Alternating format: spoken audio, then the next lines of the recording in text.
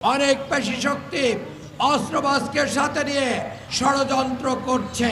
12 তারিখের পরে তারা নাকি দেখে নেবে। আজকের এই পদযাত্রা আমি মনে করি ঢাকা 6 আসনের সকল ভোটারদের মনে আশার সঞ্চার করেছে।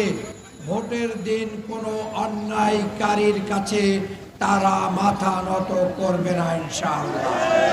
তারা আশ্বস্ত হয়েছে তাদের ভোট অধিকার প্রতিষ্ঠায় আপনারা তাদের পাশে থাকবেন ইনশাআল্লাহ।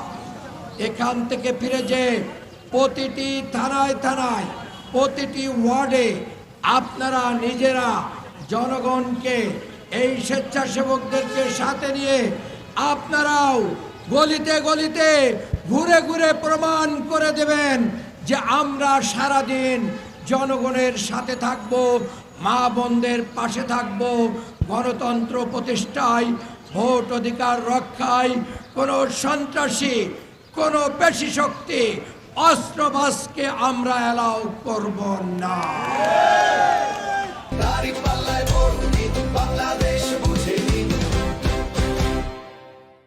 আমরা আইন শৃঙ্খলা বাহিনীকে বলতে চাই, ঢাকা 6 অনেক পেশি শক্তি অস্ত্রবাজকে সাথে নিয়ে আমাদের বন্ধুরা ষড়যন্ত্র করছে। আমাদের কাছে খবর আছে ইতিমধ্যে সূত্রাপুর সহ বিভিন্ন জায়গায় তারা আমাদের পরিবারগুলোতে হুমকি ধুমকি দিচ্ছে। 12 তারিখের পরে তারা নাকি দেখে নেবে। আমরা বলতে চাই শেখ হাসিনা দেখে নিতে চেয়ে ইন্ডিয়ায় গিয়েছে, আপনারা কোথায় যাবেন ঠিক করে ফেলুন। বাংলার জনগণ আর অন্যায়, অবিচার, জুলুম, নির্যাতন, চাঁদাবাজি, দখলবাজিকে গ্রহণ করবে না।